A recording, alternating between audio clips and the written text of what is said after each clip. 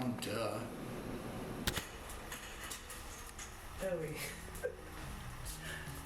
Wow. You're so beautiful.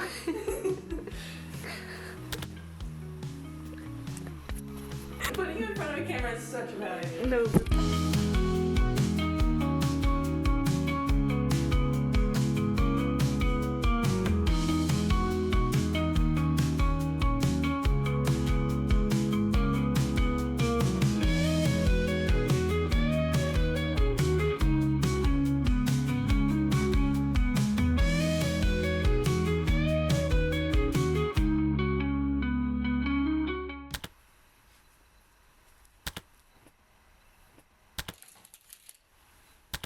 How did you personally get into selling clothing? I used to just thrift regular clothes, all throughout like middle school and high school. And like early in high school, I went to a thrift store and I found somebody who actually sold vintage. And he asked me to see like what I found, and I was like, yeah, I found this, and that.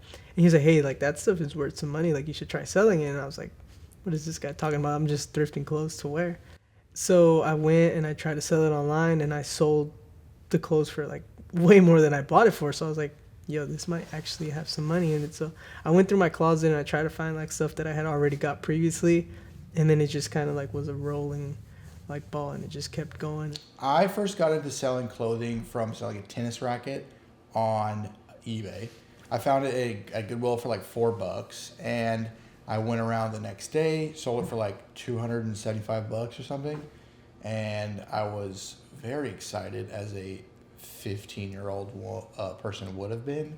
I found this guy on YouTube named Paul Cantu, and he kind of taught me a little bit about how you can tell how a vintage t-shirt is vintage. So I kind of started picking that up and selling to my friends at high school. So the main focus of like how Vanilla Bean started was just, it was something that we always did, markets. You know, we've been selling for a combined of almost 11 years now, and we would do markets for a long time.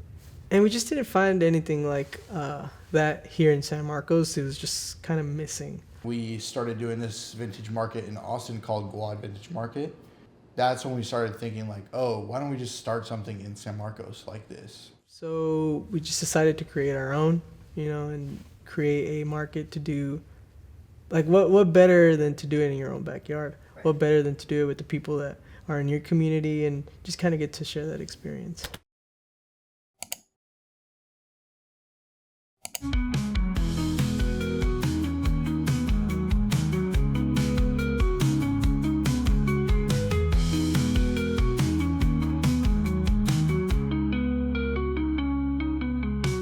So Vanilla Bean is actually a market where we host about 60 small businesses around the San Marcos area, and even outside of that a little bit too.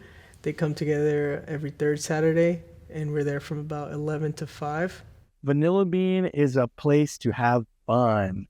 It's a place to make money, have fun, talk to people.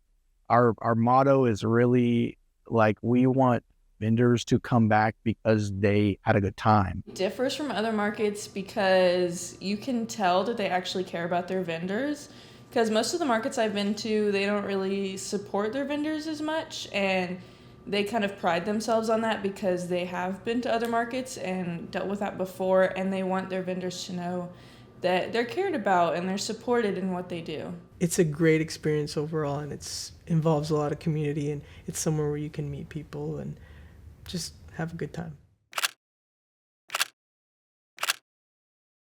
Vanilla Bean is successful because of just the community and the space that they provide to everybody that's out here. Because it's the only one in San Marcos, and all the students know about it. The fact that you guys invite so many like good vendors, that it just brings in constant like new customer bases. Everything being curated into like a vintage market, it's just like a one-stop shop, and it's so fun. You meet the coolest people, great community. It's always a good time.